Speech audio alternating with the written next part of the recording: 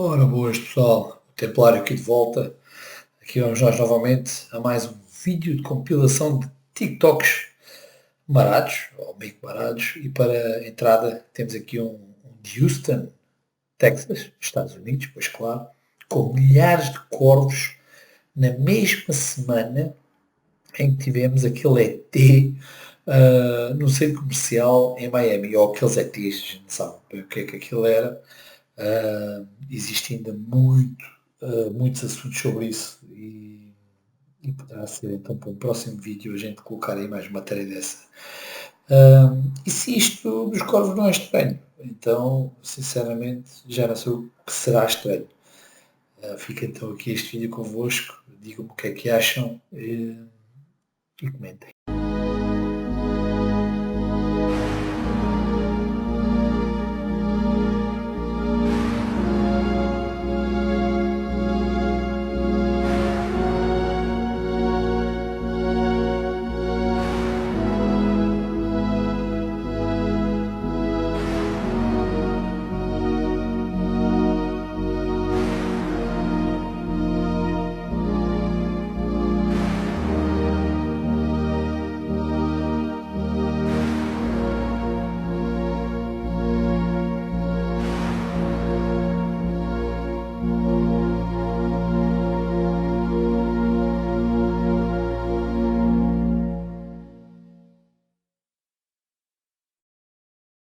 Why are there so many crows in Houston?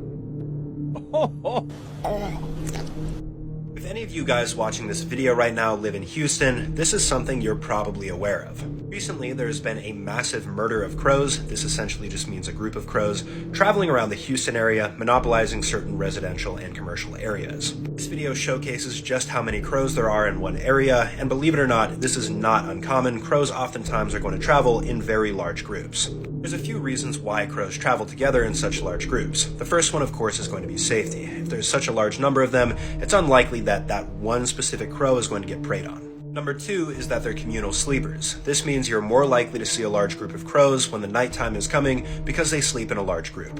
This is something that I'm actually very familiar with. Back when I was going to college at the University of Washington, our sports fields were constantly covered with crows at night, and when we went out to play intramural sports, this is what it would look like. With that being said, if these people are walking towards their car to leave, the crows will get out of the way because they are smart and accustomed to humans, but just be careful.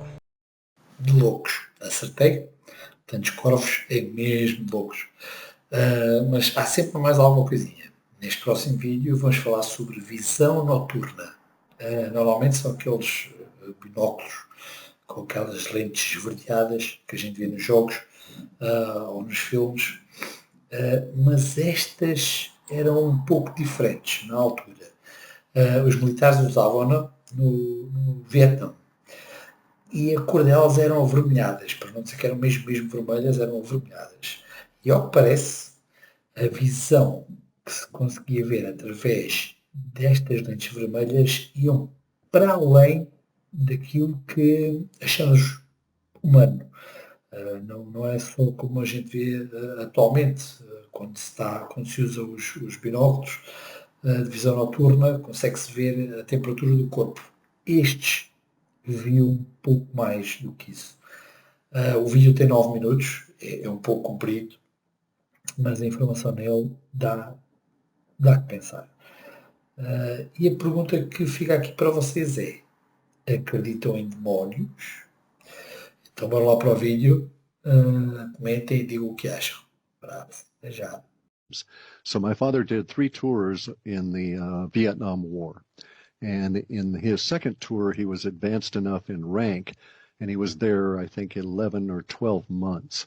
And when he was in country at that point, he's always been a field officer and came up in the military through the Korean War in a battlefield commission. And so, the military likes guys like him, and they let him be in charge of a couple of different projects. One of the projects that he was in charge of at the time was this technology that they introduced into Vietnam that almost brought the war to a standstill.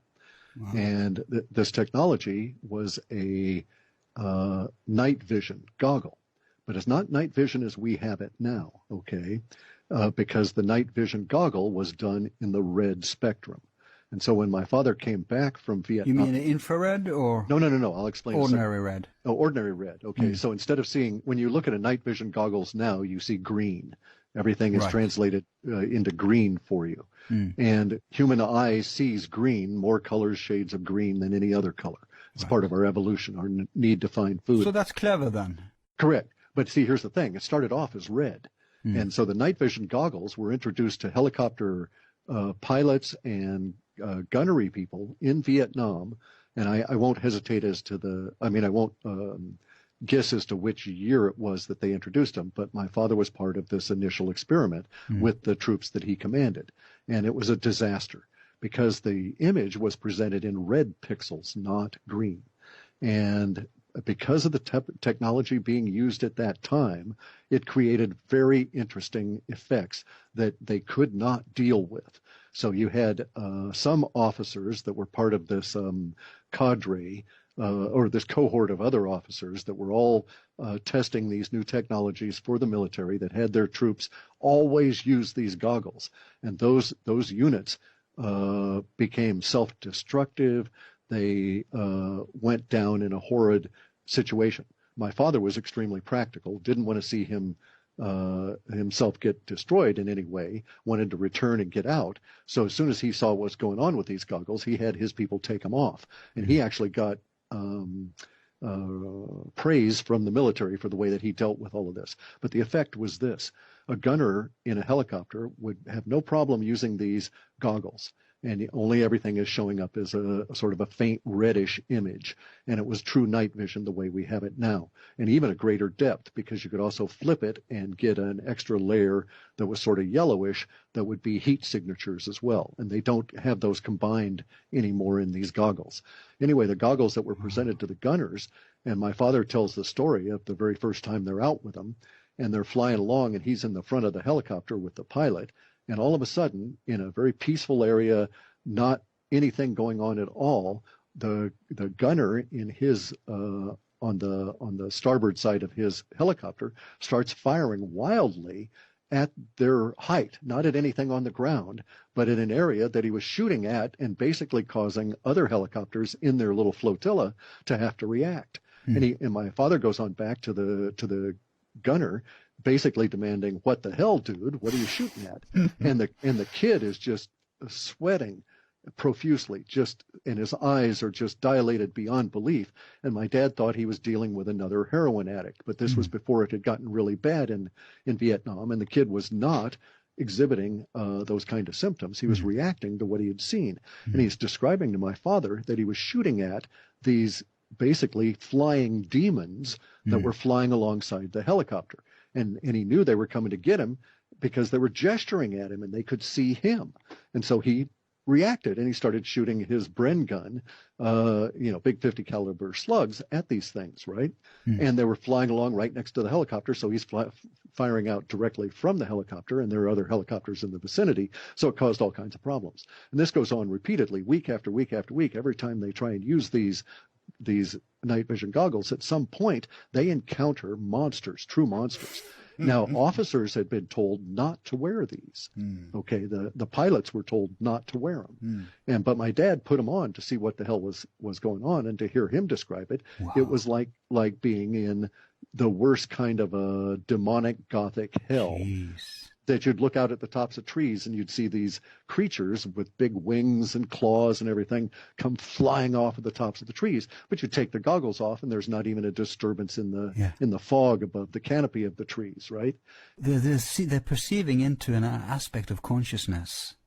Correct. Another dimension. And it was tied to the red image. As soon as they went to green, all of this kind of stuff disappeared. Of course. And we don't have time. Yeah, I know. Me studying Pythagoreanism and vibrations, we could speak a lot about this, but let's not even go there. But one question: are these connected to the modern night vision goggles people used to see UFOs? Correct. Third generation or whatever they're called. Is this the same technology? It's the same technology. It's just that the translation is done through a different phase alignment, and we're not seeing everything that the goggles could show you. And they don't connect it to heat signatures either, right? Organic. They don't do that, and then they also don't do it with a red display. Now, the red aspect of it is interesting because the green display comes from electrons, not photons, okay? And it comes from an electron transmission. Presumably, they were still doing electron transmission. They were just turning it into a red filter. That keeps it more material. Exactly. And at this stage, though, in Vietnam, when they introduced them, it was brief. It lasted, the whole project lasted about 60 days, and then it was all canceled. And the people that... Of course, it was so impractical. Correct. I mean, your flotilla is shooting at each other, right? Suddenly they had a new enemy. Right, Don't let them know. One that bullets didn't bother, right? Please say you inherited one of these Googles from your father. No. Oh, damn. No. That kind of stuff never happened. My dad was at a level of the military where we had to be very concerned because he used to do CID, internal criminal kind of investigations, right? Yeah. And so his clearances and stuff were always checked. So he was by the book kind of a fellow insofar as the military was concerned at that level. I mean, we had our phones tapped, all of that kind of. Okay, because I was ready to book a flight to Northwest America now. I just can't. Well, apparently we would not want to do this anyway because my father said that the single exposure, and in terms of him describing it, made you mad. The single exposure to the goggles that he would put on that one time had an unsettling effect on him for several weeks afterwards. Right. And the people that wore the red goggles, the gunners and these kind of people, were unstable at best for months. Many of them were cycled right out of the war as a result of this experience. That so fits with the whole Vietnam War anyway. And you couldn't tell the difference. Everybody went crazy over there. Right. But here these guys had a real reason for doing it because of the images coming in and the radiation probably. But, I mean, imagine the energies letting loose in Vietnam at the time. No wonder that was attracting those kind of manifestations. You're right. Now, maybe the manifestations are there continuously always around us, but they just don't disturb us. It's just a strata of reality, right? Right, because we don't see them, right. And see, so here's the thing. Indeed, if we're looking at automated kinds of systems and so on, there's nothing to say that, we use projectile weapons, but that's not the only way to think of fighting wars and doing protective systems and so on. Some of them may be quite biological and indeed be mechanistic at a deep level. And you could interact with these apparitions when you had a Google. The apparitions could see you and you could see them. That's what caused these people to think they were under attack by these beings and to respond by shooting at them, because the things they were shooting at would point at them to each other and attempt to coordinate something. Of course, it must have been a big deal because normally we can't see them, right? Correct. Look at that. That guy can see us. You're up a couple of hundred, exactly. You're up a couple of 100 feet in the air and this thing's flying along and it's pointing at you and you look around and then it points at you again and you have that mind-to-mind connection. Right. Of course you're going to freak out and start shooting. Yeah. Mutually, I bet. Yeah. And by the way, they are shooting in our atmosphere right now. With an ordinary Googles people use to UFO sightseeing. Exactly. And I've got those goggles and I see a lot of the UFOs and stuff. Ok, estamos com 14 dias passados desde o início do ano. E a loucura, por incrível que pareça, não para de aumentar. E claro, onde é que mais poderia ser, senão no nosso país favorito de coisas absurdas. Mais uma vez vamos até os Estados Unidos da América e mais propriamente em Nova Iorque, que é o sítio assim mais deslocado. E ao que parece, judeus decidiram escavar por baixo da cidade fazendo túneis, ainda não se sabe bem o porquê nem a razão, para irem chegar a um género de mesquita. Agora, se isto não deixa alguma curiosidade e pensativo, deixa, porque esses túneis aparentemente têm ali algo macabro. Talvez a palavra mais correta seja esta, macabro, porque descobertas algumas situações, eu não vou pôr aqui no vídeo, mas foram descobertas algumas coisas esquisitas. Enfim, de qualquer forma, Fica aqui o vídeo para vocês tirarem as vossas ilações. Isto até é bastante simples para acalmar os ânimos. Até já. Jews have been caught building a secret underground tunnel. A 50-foot-long secret tunnel has been discovered beneath a historic synagogue, stunning the local community. This underground passage, crafted by a group of young Hasidic Jewish men, was revealed in a video by showing a hidden world beneath the streets. The footage takes viewers through a dirt-filled room with a small grate leading to the tunnel, stretching 50 feet to an abandoned women's ritual bath near the cult's headquarters. Inside, signs of the diggers' presence like clothes and a beer can lay scattered. Allegedly, these members of a cult movement, inspired by the late Rabbi Menachem Mendel Schneerson, had been working on this secret project for nearly a year. Their goal? To covertly expand the synagogue into the nearby abandoned mikvah.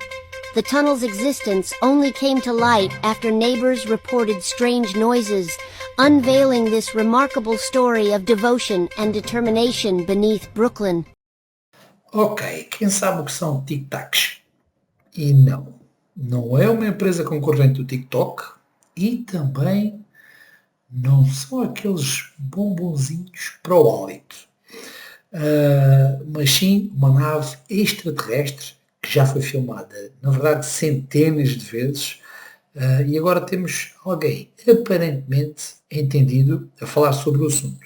Mas, como sempre, fica aqui ao vosso critério o resultado final. Será possível existirem estes tic-tacs e nós não temos ainda conhecimento deles? Porquê? Enfim, mais um segredinho daqueles que dá que pensar. De qualquer forma, fica aqui o vídeo e digam o que é que acham. We were told that the training was going to be suspended and we were going to proceed with real-world tasking. As we proceeded to the west, the air controller was counting down the range to an object that we were going to, and we were unaware of what we were going to see when we arrived. The controller had told us that these objects had been observed for over 2 weeks, coming down from over 80,000 feet, rapidly descending to 20,000 feet, hanging out for hours, and then going straight back up. For those who don't realize, above 80,000 feet is space. So as we're looking around, we look to the right, and the water is perfectly calm, no white caps, and we see white water, something like if you see a seamount, rock on the water, and you're standing on the shore and the waves are breaking over it, and you're like, what is that? It's usually because there's a rock. So it looks like that, but it's about the size of a 737. It actually kind of has a shape of like a cross, and it's pointing to the east. So you got the long part going east-west, and you got a couple of things going north and south. All four of us, because we were in F-18Fs, so we had pilots and Wizzo in the back seat. We look down, and Wizzo in the other airplane comes up and says, "Hey, Skipper, do you?" And that's about what he gets out of his mouth. And I'm kind of looking at the same thing. I go, "Dude, do you see that? What is that thing?" What we see is this tic-tac object with a longitudinal axis pointing north-south and moving very abruptly over the water, radically moving forward, back, left, right at will. And it's moving around the disturbance, the white water that we see. They observed a large tic-tac-shaped object moving erratically over the ocean, devoid of any visible propulsion system. Despite attempting a closer examination, the object rapidly accelerated and disappeared, leaving no trace. It rapidly accelerated in front of us and disappeared. Our wingmen, roughly 8,000 feet above us, lost contact also. Os vídeos hoje foram um pouquinho mais compridos que o normal, mas deixo-vos aqui com os últimos, que é uma série de 4 partes de algumas teorias. Na verdade, eu acho que é mais que uma, bem mais que uma, algumas teorias, mas que no fundo elas têm alguma razão, fazem algum sentido para quem já tem algum andamento nestas teorias, digamos assim, já faz algum sentido. Agora, para quem conseguir ter algum conhecimento, se conseguir espremer o conteúdo que este jovem falou aqui, é capaz de ter mais alguma informação e ser considerado mesmo uma pérola de informação. Deixo-vos aqui com o vídeo, com os vídeos, os 4 vídeos. Tenham um pouco de paciência e a informação acaba por ser boa. Até já.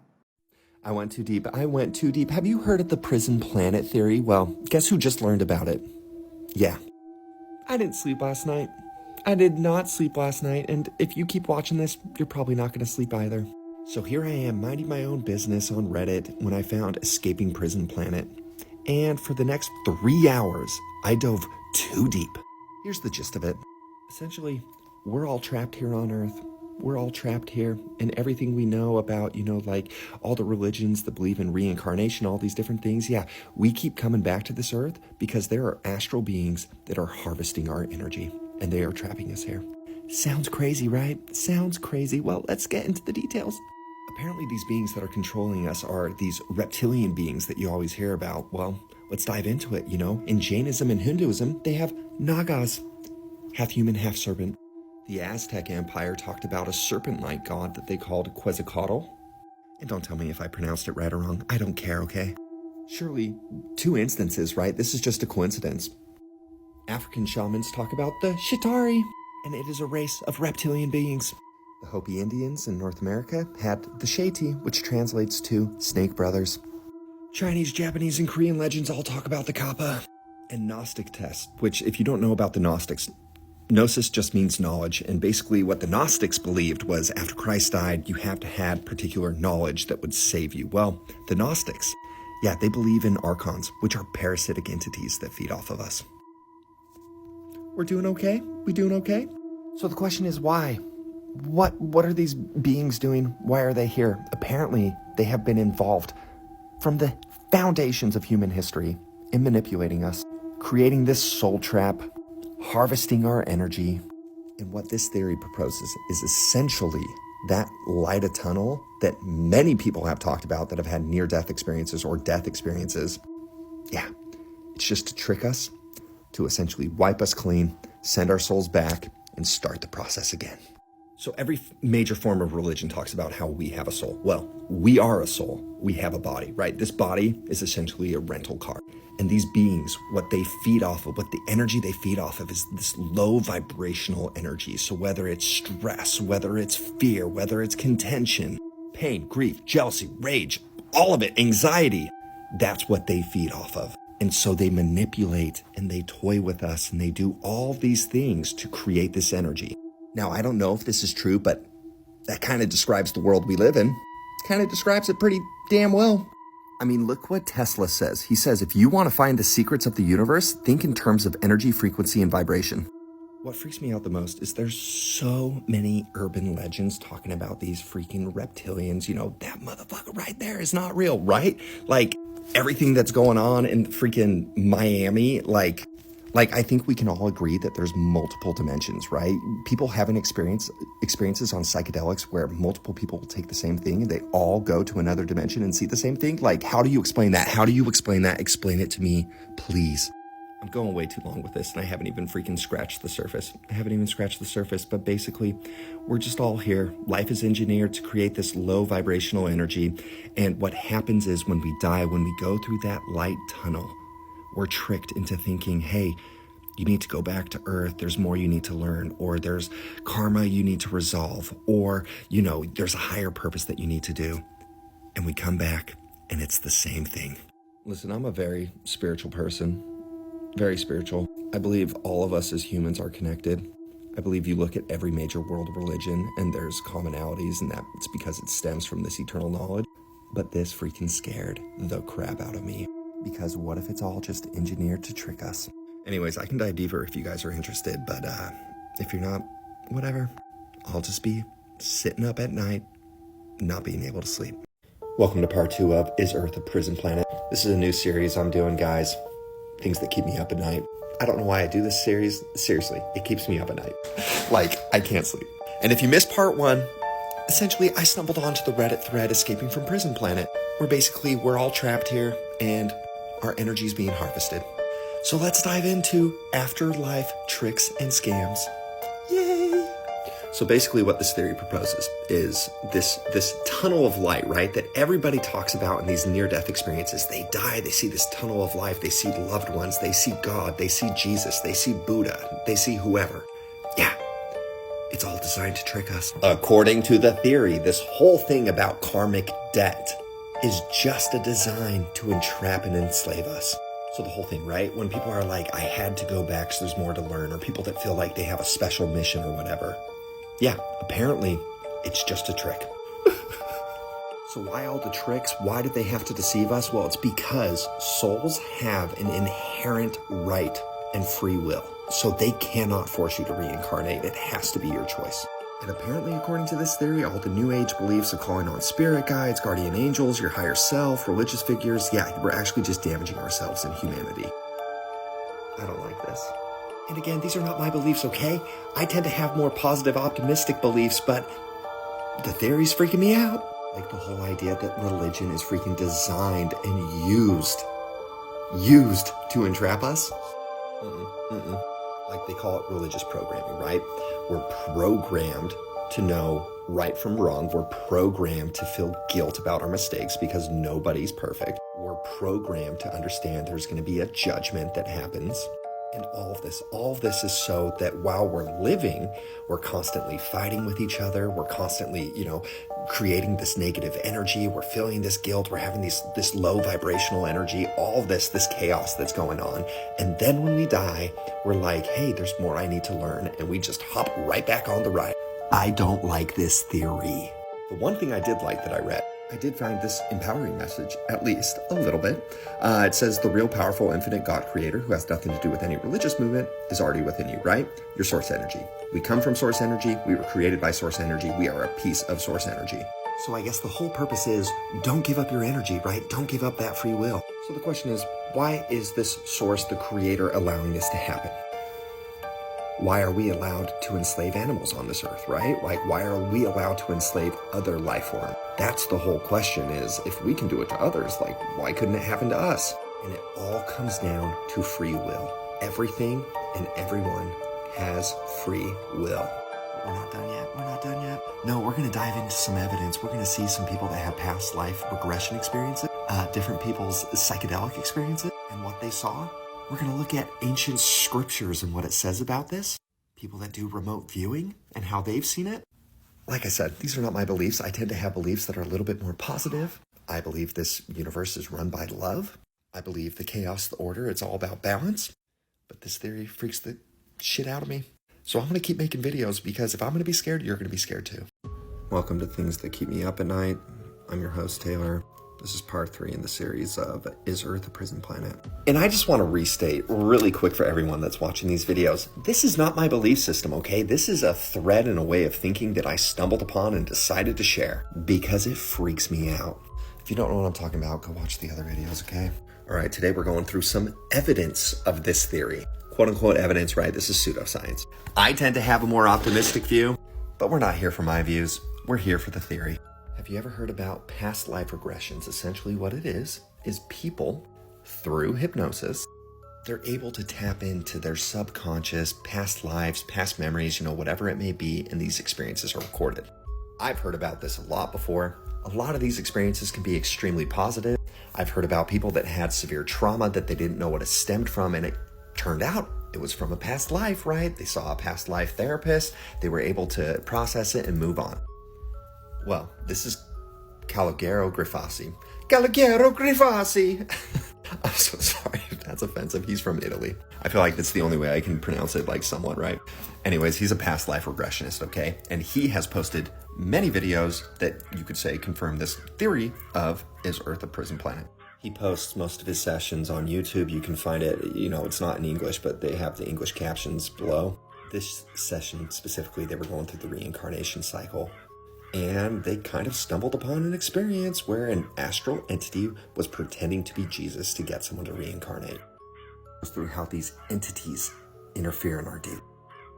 This one shows how these entities use the world's religions to entrap us and use it against us. This is the one I like the least. This one, the person goes through their experience, they're with their spirit guide, and she unmasks this spirit guide, and it's just a freaking parasitic energy. An energy parasite that was masking as a spirit guide. Gross. Again, I tend to have more optimistic, the universe is governed by love perspectives. This is this theory, but it freaks me out.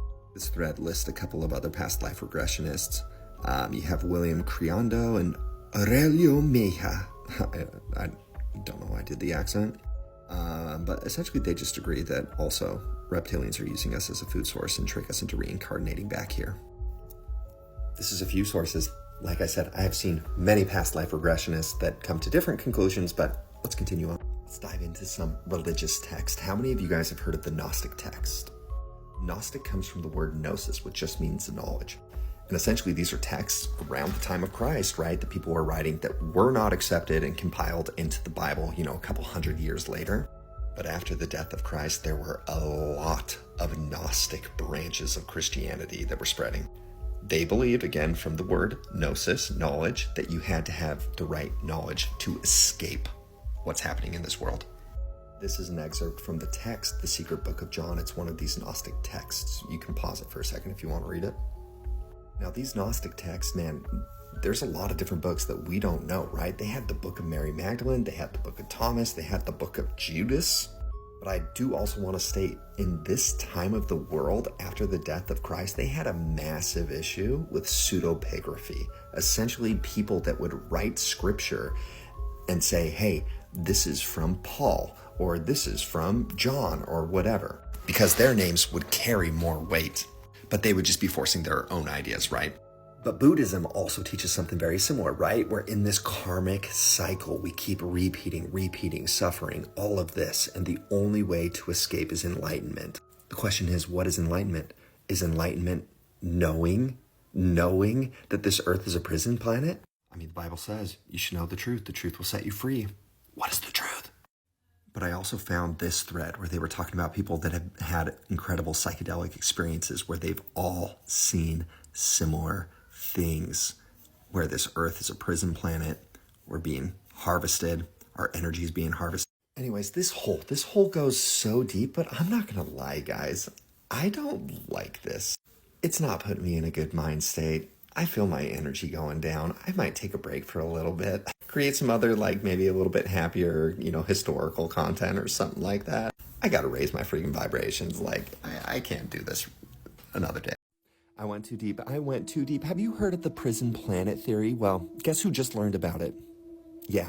What's up, guys? We've been diving into the prison planet theory. You can watch all the videos on the playlist, but apparently even Bro Jogan was talking about this on his recent podcast. Because that's one of the weirdest arguments about the UFO thing, is that we are essentially containers of souls, and that what this planet is for these beings is they mine souls here, and that they develop souls here, and that all of our motivations for existing and all of our ego and all of our ambition is really just a way to carry that soul as a vessel, and that they then harvest. Well, I don't know. I don't understand what the argument is. What sounds they getting out of it? What should have been the sequel to Matrix instead of what was. Right, that would have been a better version. That's how artificial intelligence is created. That's how life is created.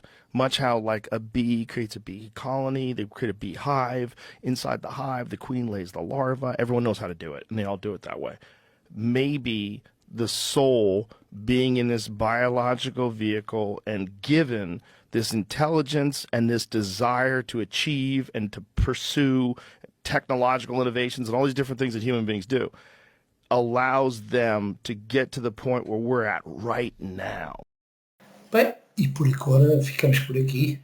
Já estou aqui a planear outro vídeo, já está em andamento, mais alguns mistérios a caminho, e este agora vai ser um vídeo um pouco diferente deste, mais calmo, no sentido em que é algo mais misterioso, diferente. E espero que gostem. Um bom descanso a todos e até ao próximo vídeo. Tchau, tchau.